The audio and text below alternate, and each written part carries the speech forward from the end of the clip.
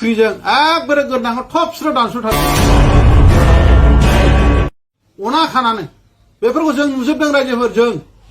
जों प्रमान दङ जों प्रमान होनो हायो जोंनि इन्दिबि बिदा फंबायखौ माबायदि होसो होसो गावथारदों बुथारदों देथारदों बे जिनिसा इन्दिबि फंबायफ्रा बावना थांनो हागौ जाबाय 2003 बिटिसि एकर्ड बे एकर्डखौ नोंथांमोना शान्ति सुक्ति होननानै जेब्लाबो जाहिर खालामनो नागिरो किन्तु बे सुक्तिया शान्ति सुक्ति नङा रायजोफोर दिनैनि तारिखाव आङो बिटिसि 2003 नि बिटिसि एकर्डखौ आङो अशान्ति सुक्ति होननानैसो दिनैनि तारिखाव आं बुंगोन बे अशान्ति सुक्ति जे अशान्ति जादोंमोन बिनि माखासे उदाहरण आं नोंथांमोननो दिनैनि तारिखाव एग्जाम्पल होनो हायो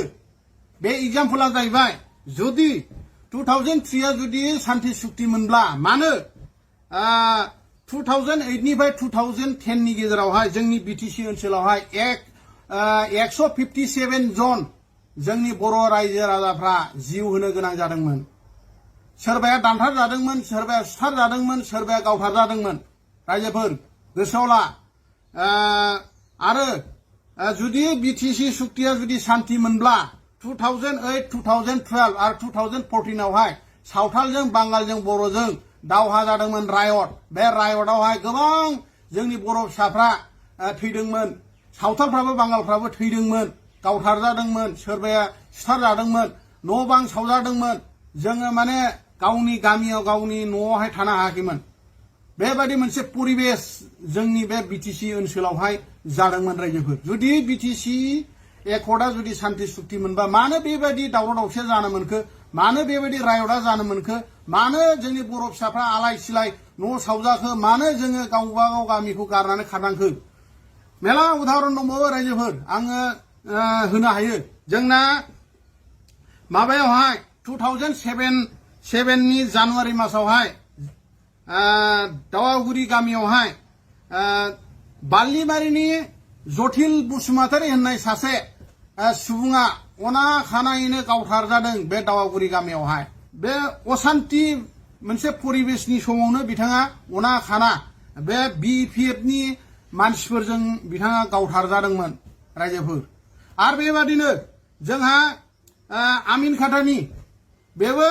बे एखे मायथाइयावनो एखे मायथाइ माने 2009 आवहाय बीर भूषण नार्जारी होननाय आमिन खाटानि सासे BPPF नि दैदेनगिरिमोन बिथांखौबो BPF नि बिग्राय हान्जाफ्रा बिथांखौ न' खाथियावनो बे सौथारायाव बाजार जानो थांनायाव बिथांखौ अना खानानै गावथारदों दा बेबायदि गावथारनाय आरो दंबावो रायजोफोर बेबायदि उदाहरन दंबावो थिग बेबायदिनो जोंना नै भावलागुरिनि जोंना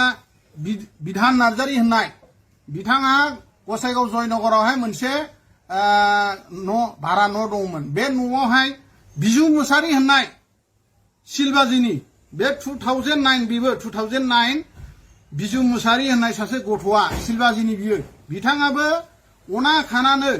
BPF नि माखासे माने उग्र मानसिफोरजों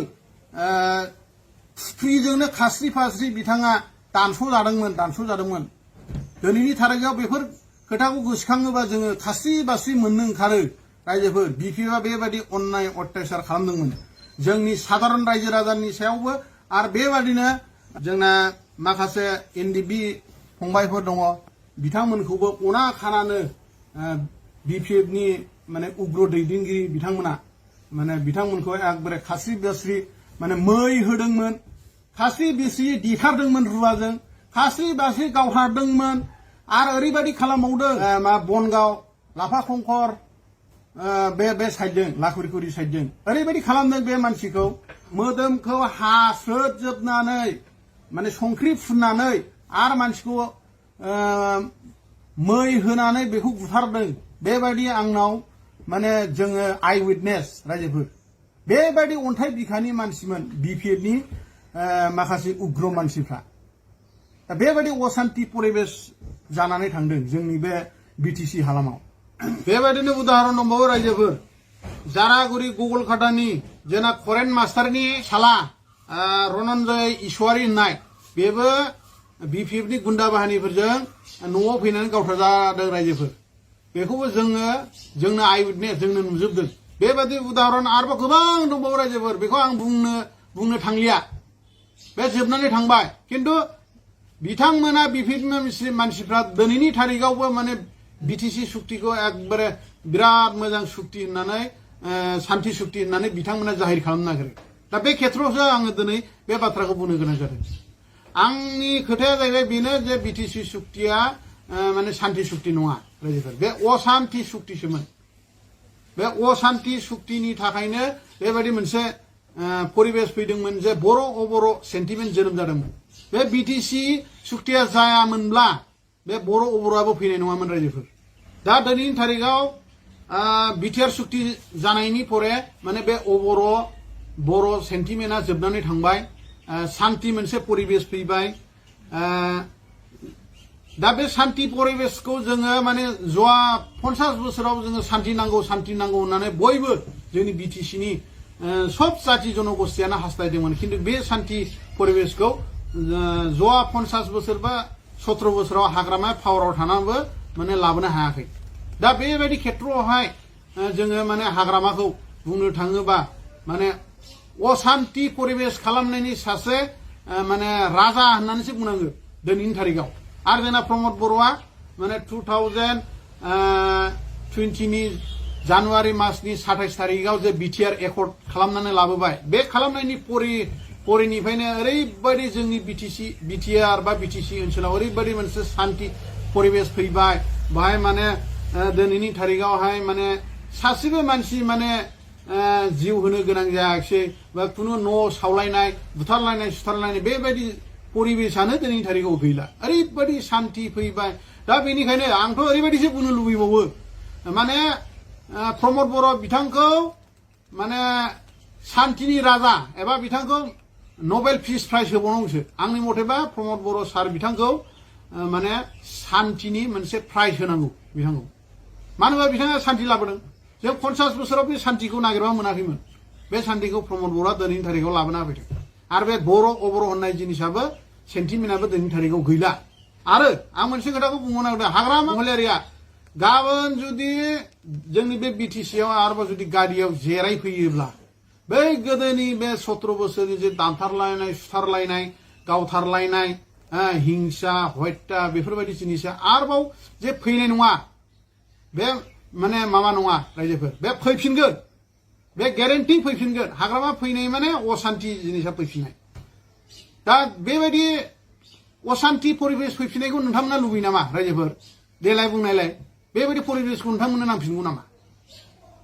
दा बै समनि जे गिलुं हाथाय बाजार सान हाबस्लाबै जे माने बन्द जाग्रामोन दिनैनि थारिखाव बेफोरबायदि परिबेसा गैला हरनि 12टा 1टाबाबो जों गिनांगौ जेबो गैला दा माने शान्तियानो शान्ति बिटिआर एकर्डनि परे शान्तियानो शान्ति बे शान्ति परिबेसाव ओरैबायदिबो मोनसे जोंनाव परिबेस फैबाय जे जोङो जोंनि गोसोनि खोथाफोरखौ दिनै बुंनो हायो प्रमद बर'आ बे परिबेसखौ लाबोना होफैदों गोदोनि हाग्रामानि सासननि समावहाय जों फंसे खोथाखौनो बुंनो हायामोन माबा मोनसे बुङोबा बेखौ माने हराव बोथ्रोदोंमोन बेखौ बुथारोमोन दिनैनि थारिखावथ' जोङो बयबो गावनि गोसोनि खोथाखौ बुंनो हायो जोङो सरकारखौ जोङो माने रायनो हायो सोंखारिनो हायो खिन्थु गोदो हाग्रामानि जे 17 बोसोरनि सासनकाल बे समाव जों फंसे खोथाखौनो जों बुंनो हायाखै रायजोफोर माबा मोनसे बुङोबानो बिथांनि गुन्दा बाहिनीफ्रा माने बोथ्रोदोंमोन बोथ्रोदो होननाया मा बुंनाय जादों बेखौ बुजिखादों दा रायजोफोर बोथ्रोदोंमोन बे माने माबा मोनसे बुंनाय माने बे गोमाबाय दा बेबायदि परिबेसखौ जोङो बारहोनो गोनां जादों बै समावहाय बेनोसो बिथांनि सेला बेलाफ्रा मा होनो हाग्रामानिखौ टाइगार इज बेक होनलायलायो मा होननाय जादोंब्लाय टाइगार माने लख्राया मा जिनिस लख्रायाथ' हाग्रायाव थाग्रा बुस्थु लख्रायाथ' मानसिनि थाग्रा नङा लख्रायाथ' मानसिखौ जाग्रासो थारमाने हाग्रामाया मानसिखौ जायो आरो बेबायदिसो फोरमायनो बिथांमोना सानदों टाइगार इज बेक माने मा माने लख्राया मानसिखौ जानो अरथारनो फैगासिनो दं नैबे खोथाखौसो दिनैनि थारिखाव जों बुंनो हायो रायजोफोर दा बेबायदि मानसिखौ जोङो दिनै माने जोंनि बिटिसिआवहाय राजा माने खालामफैनाया जोंनि थाखाय बिराद भुल जागोन बिराद ब्लान्डार मिस्टेक जागोन रायजोफोर बेखौ गोसोआव लाखा आंथ' दिनैनि थारिखावहाय माने हाग्रामा महिलाखौ सासे मेन किलार मानसि बुथारग्रा बेबायदि होननासो आं बुङो बेबायदि जातनि मानसि बियो बिथाङा जे सासे मानसि बुथारग्रा बेनि प्रमाणखौ आं नोंथांमोननो नै दा होबाय बेसेबांबा बुरजा आरो बेबायदि मेला दंबावो दा बेफोरखौ बुङोबा दिनै बेसेबां गोबाव जाना थांबाय बेफोरखौ बुङोबा माने मोनसे गाज्रि परिबेस जायो दा बेनिखायनो आं बेफोरखौ बुंलिया खिन्थु हाग्रामानि जायफोर मानसि बुथारग्राफोर हाग्रामानि जे सेलाफोर जायफोर गुन्दा बाहायनायफोर दंमोन बिसोरबो दिनैनि थारिखआव माने फाफि जानानै दं माने फाप नांदों बिथांमोना ओरैबायदि फाप नांदों बिथांमोना माने दिनैनि थारिखआव जायफोरनाखि गोदो माने मानसि बुथारदों देथारदों अना खाना गावजों गावनो बुथारलायनाय जायफोर बुथारग्रा जोंनि बिपिएफनि मानसिफोर गुन्दा बाहिनीफोर बिथांमोना दिनैनि थारिखआव मा अबस्थायाव दङ मिथिगौ ना रायजोफोर बिथांमोना ओरैबायदि माने हारसिङैनो माने मानसि बुथारै माने बुथारबोनानै दा ओरैबायदि माने खर' गाज्रि सोरबाया खर' गाज्रि सोरबाया माने हारसिङै बागदावलाबायो सोरबाया जौ सेरेब लोङैनो माने थैना थांबाय सोरबाया माने बेमार आजार माबा माबि जानानै थैलालांजोब्बाय आरो सोरबाया जाय मानसिफ्रा दाबो बे मानसि देथारग्रा बुथारग्राफ्रा दिनैबो माने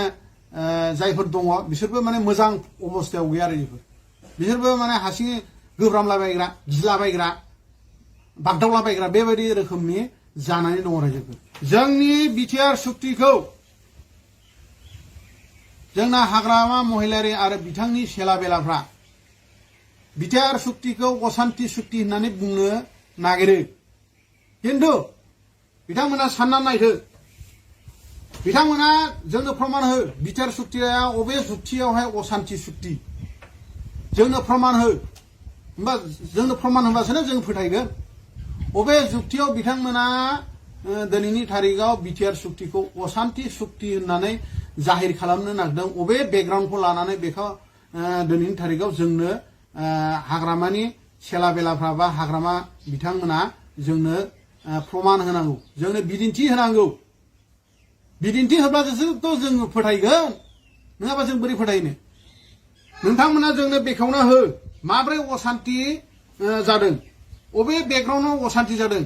बे 5 बोसोरावहाय सोरनि न' खामदों जोंनो देखायना हो रायजोफोर सोरनि मोदोमाव बा सोरनि बिखायावहाय सिलाइनि गुलि नांदों जोंनो फोरमायना हो जोंनो बिदिन्थि देखाय रायजोफोर नोंथांमोनाव बेबायदि प्रमाण दङबा जोंनो देखाय आरो आं मोनसे खोथा बुंबावनो नागिरदों रायजोफोर रन्जन दैमारिखौ लानानै दिनै हाग्रामानि मानसिफ्रा साधारन रायजो राजा जोंनि आइ आफामोनखौ माने इमोशनेल ब्लेकमेल खालामनो नागिरो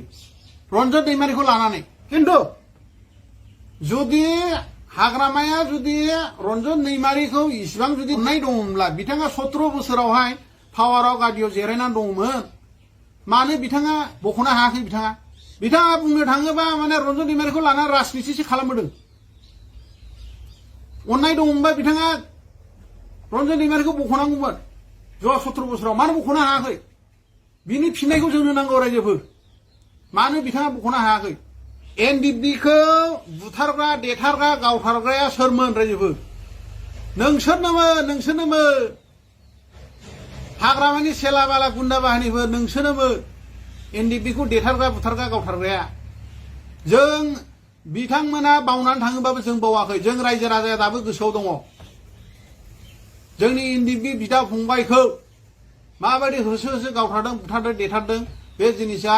एनडिएफबि फंबायफ्रा बावना थांनो हागौ दिनैनि थारिखआव खिन्थु जों रायजो राजाफ्रा दाबो बावाखै